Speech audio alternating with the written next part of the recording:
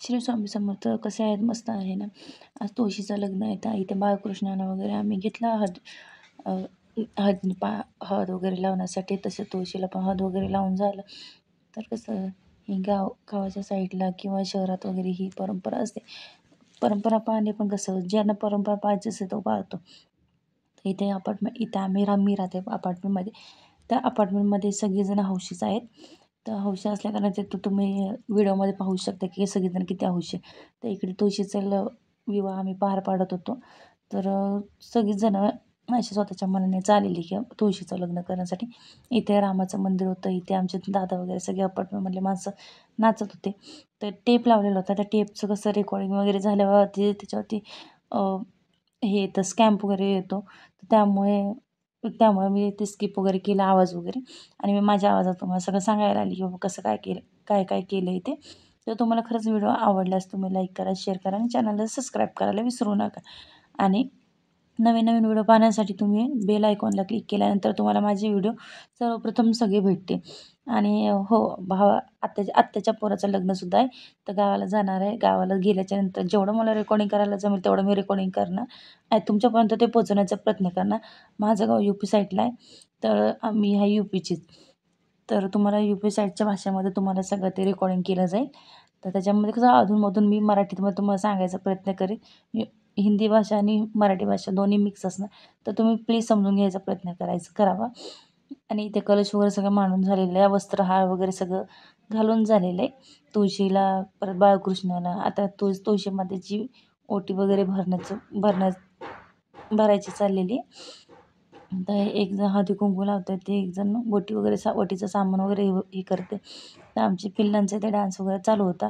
काय काय लहान लहान पोरांचे फटाके वगैरे फोडायचे चालू होते. लग्न म्हटलं तर फटाके असणारच. तर त्यासाठी ते फटाके वगैरे फोडायचे चालू होते. आणि कसं मुलांना हाच दिवस भेटतो. आपण रोज रोज काही मुलांना फटाके फोडायला देत नाही. तर त्या कारणाने आमचे मिस्टर आणि हे आमची मुलं आणि अपार्टमेंटची पण मुलं सगळी फटाके फोडण्यामध्ये मस्त मग्न होते. तर आम्ही इथे घेतली पूजेची सगळी तयारी करून. इथे थोडक्यातच सगळं हे केलेलं. म्हणजे कसं अपार्टमेंट असो या चाळ असो किंवा कुठलंही शहर असो, ते ज्यांना हौस असते तो व्यक्ती आवर्जून येतो. तर इकडे मी पण हळदी-कुंकू वगैरे सगळं वाहून घेतलं.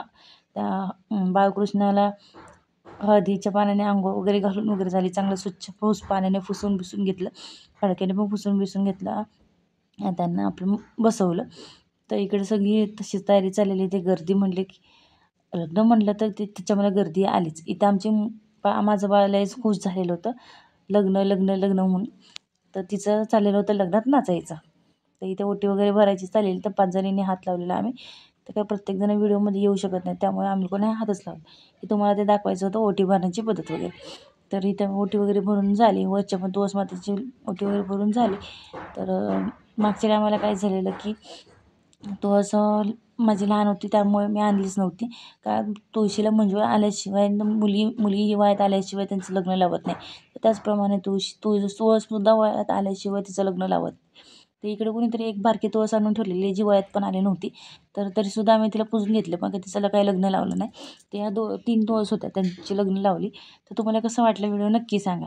आणि इथे महाप्रसाद वगैरे सगळं दाखवलं. पुरणपोळीचा गोड नैवेद्य वगैरे दाखवला. इथे ताईने नाम काढलं. आमच्या दादाने सुद्धा सर्व गडी माणसांना नाम ओढून घेतला.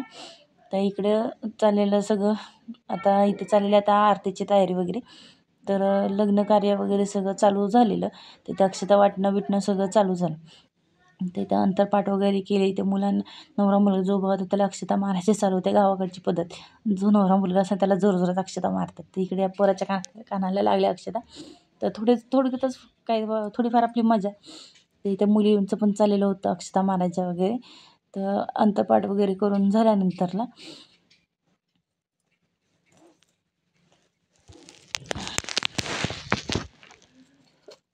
अंतरपाट करताना तो मुलाला भरपूरच अक्षता मारल्या गेलेल्या. तर ती एक मजाच असते.